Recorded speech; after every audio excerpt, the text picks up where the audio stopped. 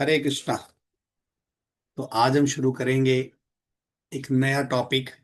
उस टॉपिक का नाम है टीडीएस। आप में से कोई जानता है टीडीएस क्या होता है? कुछ भी नहीं। Tax deduct.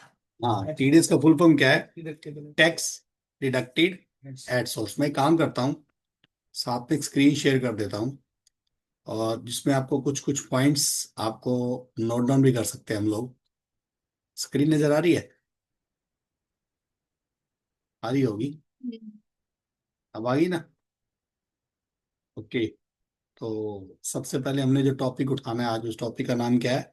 टीडीएस का फुल फॉर्म क्या बताया मैंने? Tax deduct source. Deducted at source. जो टीडीएस है वो इनकम टैक्स का एक पार्ट है। यानी कि जैसे जीएसटी है वो सेल्स टैक्स है, तो जो टीडीएस है वो इनकम टैक्स एक्ट 1961 का एक पार्ट है। और इसके अंदर होता क्या है कि गवर्नमेंट हमसे अलग अलग तरीकों से टैक्स लेती है, लेकिन लोग देना नहीं चाहते। तो सरकार क्या करती है? अपनी उंगली टेढ़ी करती है। अब उंगली टेढ़ी करने का मतलब क्या है कि जैसे मान लीजिए एक व्यक्ति है राम, और राम एक छोटा सा काम करता है, मतलब उसकी छोटी सी फैक्ट्री है और वो जॉब वर्क करता है। राम एक व्यक्ति है और राम का काम क्या है? उसकी छोटी सी फैक्ट्री है, और फैक्ट्री है, और वो काम क्या करता है? जॉब वर्क का काम करता है। तो वो अपनी इनकम सरकार को बताता ही नहीं है। तो जितने पैसे कमाता है, घूमता गाड़ियों में है, घर बहुत बड़ा है, पर वो सरकार को टैक्स नहीं देता। तो सरकार क्या करती है? जो बड़ी बड़ी कंपनियां हैं उनको एक टैन नंबर अलॉट कर देती है। क्या number? Tan number. Tan number का फुल फॉर्म भी देखो, नेक्स्ट पेज पे लिखा पाएगा। प्रॉपर टैक्स असेसमेंट नंबर होता है वैसे तो। ठीक है। तो वो टैन नंबर के बेस पे क्या करती है बड़ी कंपनी? जैसे ही किसी छोटी कंपनी या किसी भी व्यक्ति से अपनी कंपनी में सर्विस लेती है, क्या लेती है वो? सर्विस। सर्विस लेती है। तो क्या होता है? सर्विस लेने के बाद उसके बदले में जो उसको अमाउंट देती है, उसको अमाउंट जितना देती है उसमें से टीडीएस काट लेती है। जैसे मैं एग्जांपल ले लेता हूं। मेरे पास एक फैक्ट्री है, और फैक्ट्री का नाम है कृष्णा। अ, बस ऐसे नाम रख देते हैं, कृष्णा ट्रेडिंग। ठीक है, ये हमारी कंपनी का नाम हो गया। और एक व्यक्ति मेरे पास है, उसका नाम है अर्पित। अर्पित की भी छोटी सी फैक्ट्री है। अर्पित इंडस्ट्रीज बोल देते हैं उसको। ठीक है। और अपनी वाली का नाम भी हम कृष्णा इंडस्ट्रीज रख देते हैं। दोनों का काम एक जैसा है, पर जो कृष्णा इंडस्ट्रीज है ना, वो बड़ी वाली कंपनी है। अब क्या होता है? अर्पित कृष्णा इंडस्ट्री के लिए जॉब वर्क करता है। ठीक है। और बड़ी कंपनी ने अपना काम दे दिया अर्पित को, ले भाई तू मेरे को ना ये लोया सामान ले ले, या उसके लिए ना उसके बदले मुझे वो बना के दे दे, नट बोल्ट बना के दे दे। तो अर्पित के पास छोटी फैक्ट्री है, अर्पित के पास लेबर है। अर्पित ने क्या करा? उसका बनाया और बड़ी कंपनी को दे दिया। अब जो कृष्णा इंडस्ट्रीज है वो अर्पित को क्या देगी? पैसे। किस चीज के पैसे देगी? जॉब वर्क एक्सपेंसेस देगी। ठीक है ना? एक अर्पित का खाता बनेगा हमारे पास। अर्पित हमारा क्या बन जाएगा? Sundry creditor. और एक हम इसका टीडीएस काट लेंगे, टीडीएस डिडक्ट कर लेंगे। अब डिडक्ट कौन करेगा? कृष्णा इंडस्ट्रीज करेगी। अब कृष्णा ने इसको मान लो 1 लाख रुपए का काम करवाया, तो उस जॉबर का उस 1 लाख पर कितने परसेंट काटना है? वो गवर्नमेंट के रूल है, आपकी बुक में दिए हुए हैं सारे के सारे, कि कितने परसेंट उसका टीडीएस कटना है। मान लीजिए 10% टीडीएस कटना है, तो पैसे कितने मिलने चाहिए थे अर्पित को? 1 लाख रुपया। जॉबर कितने का किया अर्पित ने? 1 लाख रुपए का। ठीक है ना? और अर्पित को हम देंगे कितने? मान लो 10% है, तो 1 लाख में से हम माइनस कर देंगे 10,000, और 90,000 रुपये उसको देंगे। तो जो बाकी का 10,000 रुपया है तो जो हमने काटा, हमने मतलब कृष्णा ने काटा, वो हम गवर्नमेंट को दे देंगे, पे टू गवर्नमेंट। तो सिस्टम क्या बना, हम कृष्णा इंडस्ट्री के अकाउंट बनाएंगे। वो जिससे भी किसी से सर्विस लेगी, सर्विस लेने के बदले में उसका जो पेमेंट करेगी उसमें से टीडीएस काट लेगी, और टीडीएस काटने के बाद वो सरकार को जमा करा देगी। कल को अर्पित कह सकता भाई क्या गारंटी है मेरा टीडीएस जमा हुआ कि नहीं हुआ। तो उस केस में कृष्णा इंडस्ट्रीज अर्पित को एक फॉर्म इशू करेगी, that's called 16A form. 16A, page number 267 निकालो ना, अगले सेकंड पेज पे होगा, देखो टीडीएस प्रोसेस बना हुआ है, फोटो बनी हुई है, उसमें ध्यान से देखो। नंबर 1 पे क्या लिखा है कि हम डिडक्टर यानी कि कृष्णा इंडस्ट्रीज क्या कर रही है, सबसे पहले एक्सपेंसेस बुक करेगी कि हमने अर्पित को कितने पैसे देने हैं। नंबर 2 पे जो भी हमने इसका पैसा काटा उसको हम बैंक में जमा करा देंगे। नंबर 3 पे क्या होगा, डिडक्टर यानी कि कृष्णा इसको एक फॉर्म इशू करेगा, 16A फॉर्म इशू करेगा, और उसके बाद जो डिडक्टर है उस टीडीएस को जमा हो जाएगा वो एनडीडी एनएसडीएल पे। कंपनी है ये, NSDL stand for national security deposit limited. फिर जो एनएसडीएल है वो क्या करेगी, उसको इनकम टैक्स डिपार्टमेंट में डाल देगी। तो कल को क्या होगा, आप ये बोल दे मुझे अर्पित, सर मेरा तो टैक्स कट गया, तो मुझे तो वापिस चाहिए, मैं क्यों कटवाऊं 10,000 रुपये। तो अर्पित क्या करेगा, अपने अकाउंट्स मेंटेन करेगा, अपने अकाउंट मेंटेन करेगा, उसमें ही अपने पूरे साल की इनकम दिखाएगा। अगर इसकी इनकम मान लीजिए 5 लाख टैक्स फ्री इनकम है, और इनकम इसकी 7 लाख रुपए है, तो इसको 2 लाख रुपए पे टैक्स देना पड़ेगा। अब वो 2 लाख में से जो टैक्स, इसको मान लो 20,000 टैक्स बन गया, 10% टैक्स, तो वो जो टैक्स बन गया उस टैक्स में से इसका 10,000 रुपये ऑलरेडी जमा है, जो इसने जॉब वर्क इनकम में दिया है गवर्नमेंट को, ऑलरेडी जमा है, तो वो कट जाएगा, बाकी 10,000 और दे देगा ये। प्रैक्टिकल करके देखे। तो अर्पित के अकाउंट नहीं बना रहे अभी हम किसके अकाउंट बना रहे हैं, कृष्णा इंडस्ट्रीज के। तो हम एक काम करते हैं, इस वाली स्क्रीन को तो हम स्टॉप कर दें, इसको हमने कर दिया स्टॉप शेयरिंग, और टैली हम ओपन कर लेते हैं। क्या स्क्रीन नजर आ रही है आप सबको, क्या टैली नजर आ रही है, आ रही है अब, बिल्कुल सही आ रही है। तो हमने क्या किया, एक नई कंपनी बना ली, उस कंपनी का नाम हमने क्या रखा, कृष्णा इंडस्ट्रीज, ठीक है। और मान लीजिए वो कंपनी हमारी आईएमटी में है, आईएमटी रोहतक में है, हरियाणा स्टेट में है, और फोन नंबर हम डाल सकते हैं, ठीक है। 1 अप्रैल 2025 कंपनी है। जैसे मैंने कंपनी को सेव किया, तो जैसे ही नई कंपनी बनती है सबसे पहले क्या आता है, कॉन्फ़िगरेशन आता है। वहां पे आपको ये फीचर ऑन रखनी है, ध्यान से कौन कौन सी फीचर ऑन रखनी है, जैसे पहले maintain account, bill wise entry, inventory, और देन आपको जीएसटी आज बंद कर देना है। जीएसटी क्या कर देना है, नो कर देना है, क्योंकि जीएसटी पे काम नहीं कर रहे अभी हम आज। आज उसके नीचे का फीचर क्या लिखा हुआ है, enable tax deducted at source, उसको यस करेंगे तो यहाँ पे आ गया टैन नंबर। अब यहाँ पे आपको टैन नंबर भरना है। जब आप टैन नंबर फाइल फिल करोगे, तो जैसे मैंने भर दिया, मान लो इस तरह से फैन भर दिया, तो इसमें तो कोई दिक्कत नहीं आएगी। जब यहां भरोगे ना, तो यहाँ पे बोलेगा एरर। क्या एरर है, एक होता है पैन नंबर, एक होता है टैन नंबर। जो पैन नंबर होता है ना, जो मैंने लिखा, ये पैन नंबर एक्चुअली, जिसमें 5 पहले अल्फाबेट्स है, 4 डिजिट्स है, 4 डिजिट्स है, और एक अल्फाबेट्स है। पर पैन नंबर का फॉर्म, टैन का फॉर्मेट क्या नीचे लिखा हो देखो, 4 अल्फा, 5 न्यूमेरिक, और एक 1। तो यहाँ पे आप क्या कर दो, 451 इसको बोलते हैं, 451। 4 मतलब 4 कैरेक्टर, 5 न्यूमेरिक, और एक वो। अब जो काटने वाला है यानी कि कृष्णा, वो कौन है, कंपनी है कि सिंगल पर्सन है, कंपनी है, ठीक है ना। उसकी ब्रांच कहाँ है, आईएमटी रोहतक में ब्रांच है। अब रिस्पॉन्सिबल पर्सन की डिटेल आप डालना चाहो तो डाल दो, नहीं तो आप एक बार के लिए छोड़ सकते, डिटेल है पूरी है, ठीक है। बाकी आपको कोई ऑप्शन नहीं छेड़ना, कंट्रोल ए करके सेव करके बाहर आ जाना है 2 बार, 2 बार सेव करके बाहर आ गए। अब हमें किसका अकाउंट बनाना है, क्रिएट में जाके लेजर जाके सबसे पहले जिससे हम सर्विस ले रहे हैं, किससे ले रहे हैं हम? अर्पित इंडस्ट्री से ले रहे हैं।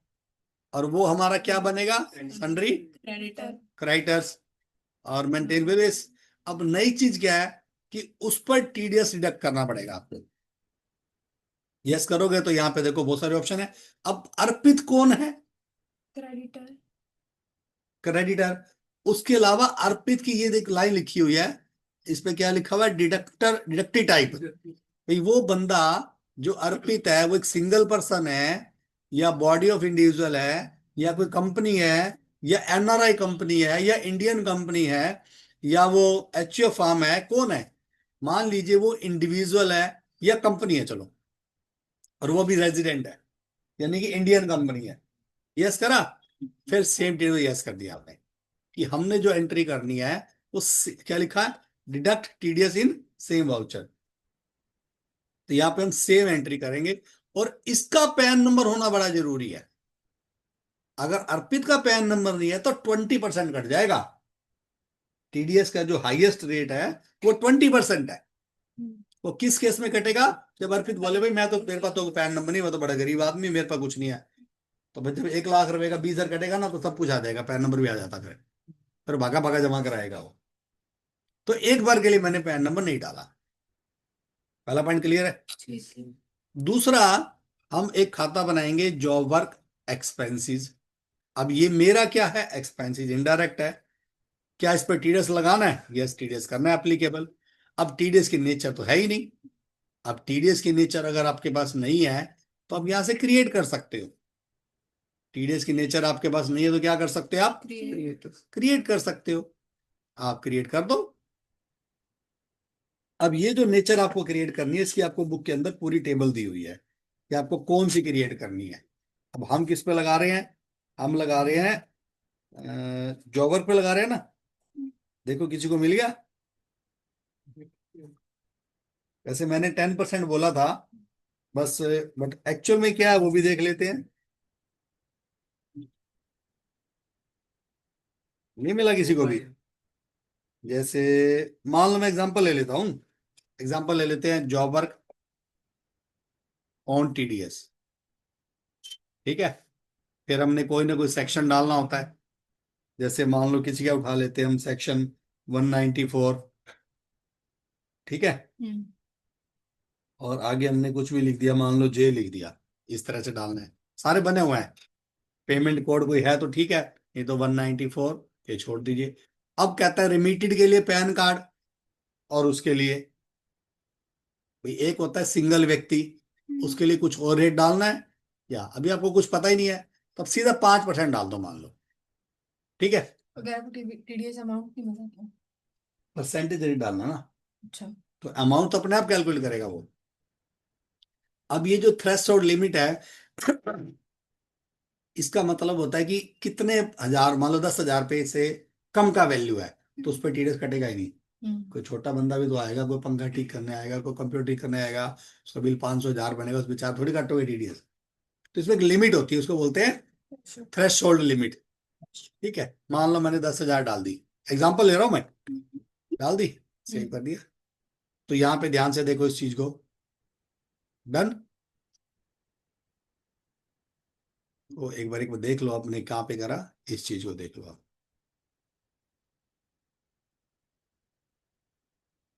दिख गया सबको?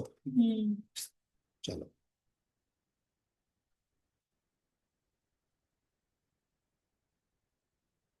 अब इसको सेव कर देते हैं। ठीक है। अब उसके बाद तीसरा खाता और रह गया, कौन सा बना दूं?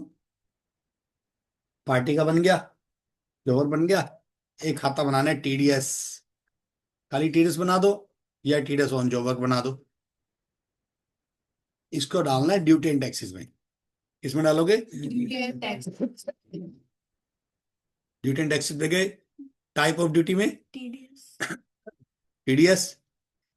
यहां से कनेक्ट करना जॉब वर्क और टीडीएस। बल्कि पहले वाले का जो नाम है ना, वो हम खाली, ठीक है चलो, ठीक है, कर सकते थे। 3 अकाउंट बन गए। अब आपको टीडीएस काटना है।